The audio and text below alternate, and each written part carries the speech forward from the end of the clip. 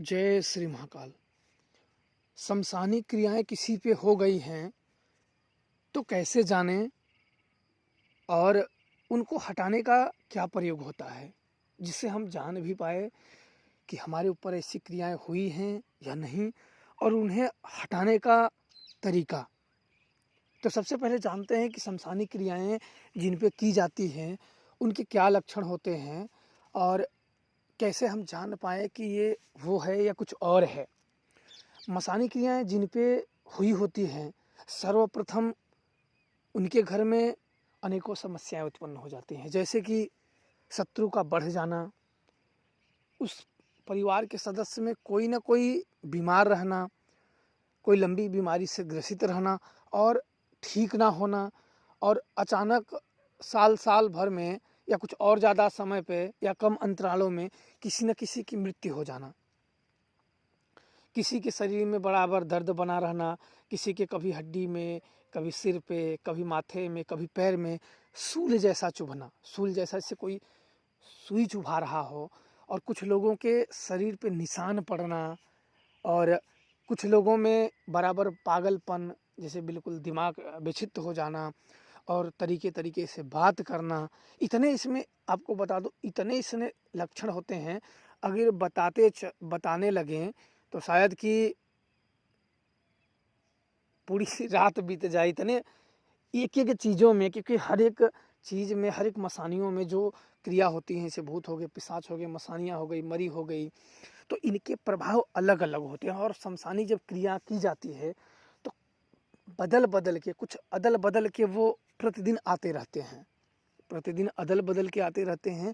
इसलिए समस्याओं का ठीक ठीक अंदाज़ा लगा पाना उनके लिए थोड़ा सा मुश्किल होता है कि इस तरीके से ही होगा, इसके अलावा आगे नहीं होगा, क्योंकि वो प्रतिदिन कुछ ना कुछ अदल बदल के तकलीफ देते रहते हैं।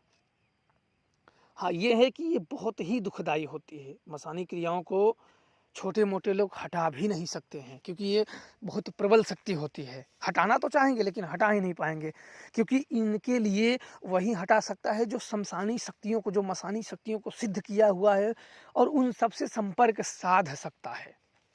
जब तक आप इन शक्तियों से संपर्क नहीं साध सकते हो, बात करने का विधान आपको नहीं पता है, आपको इनसे जुड़ने का तरीका नहीं पता है, तब तक आप इन्हें हटा नहीं सकते हो। या तो कुछ कमज़ोर शक्तियाँ लगी हों जो कुछ उपायों द्वारा हट जाती हैं, पर कुछ शक्तियाँ, ऐसा नहीं कि सभी की सभी शक्तियों को आप हटा सकते हो, पर कुछ उपाय होते हैं समसानी क्रियाओं के जो कि काफ़ी हद तक ये कारगर होते हैं और काम करते हैं और आप सबकी मदद करते हैं। अगर सही ढंग से, सही तरीके से अगर ये क्रिया किए, जो मैं क्रिया आप लोगों को बता रहा हूँ, अगर सही तरीके से यह क्रिया कर पाए और आपकी यह क्रिया काम कर गई, तो आप निश्चित तौर पे इन ऊपरी बाधाओं के और मसानी क्रियाओं से आप बहुत आसानी से मुक्त हो सकते हो।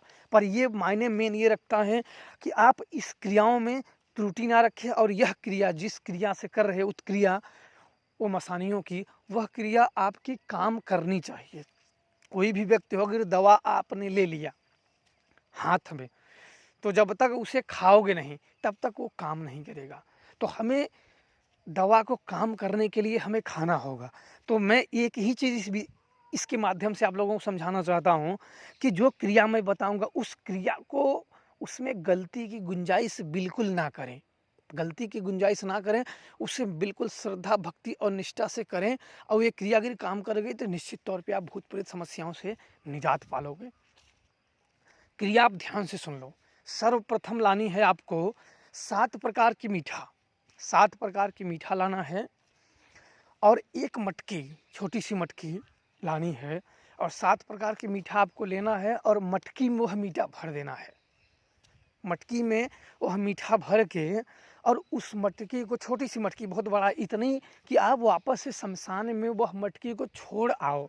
यह क्रिया बहुत ही गुप्त है, पर आप लोगों को प्रेम की वजह से मैं बता रहा हूँ, तो आप लोग बिल्कुल इसे कर लेना। श्रद्धा भक्ति से करोगे, निश्चित तौर पे आप ऊपरी बाधा से, समस्याओं से निजात पालोगे।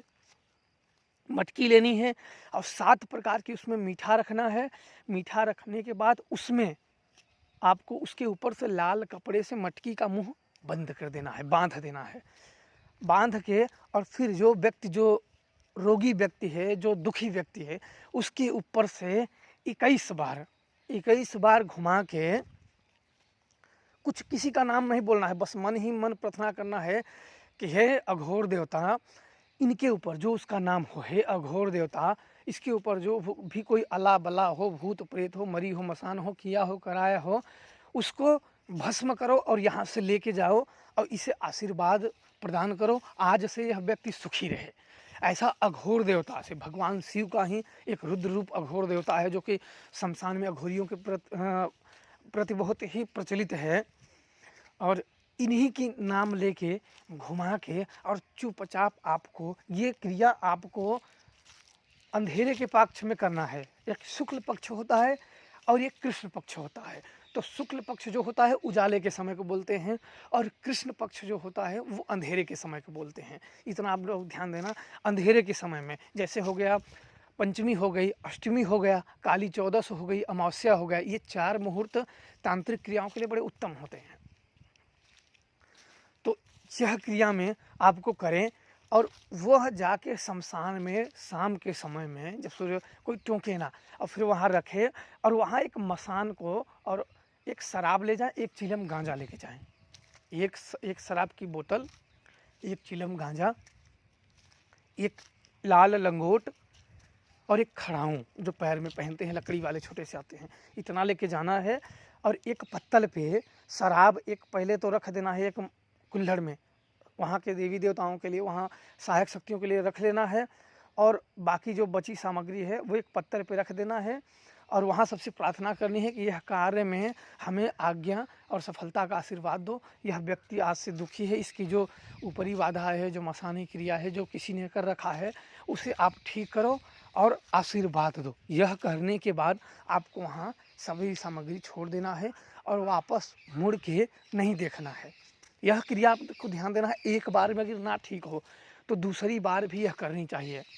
एक बार में जैसे कभी कभी किसी व्यक्ति को क्रिया करने के बाद वह कभी कभी कुछ मिस्टेक की वजह से या कुछ गलतियां की वजह से वो काम नहीं करते हैं, तो इसलिए आपको यह क्रिया दूसरी बार भी करनी है। पर इतना ध्यान देना, पूरे विश्वास से करोगे, यह क्रिया बिल्कुल काम करती है। और आप लोगों के जीवन में जो भूत प्रेत ऊपरी या मसानी समस्याएं हैं उससे आप लोग निजात पालोगे। ये बहुत ही शक्तिशाली प्रयोग है और आप सब लोग कर सकते हो, सभी लोग आराम से कर सकते हो। इसलिए यह क्रिया को जरूर करें और अपने जीवन में होने वाले बदलावों को महसूस करें और सुख शांति बनाए रखें। जय श्री महाकाल आप सबका।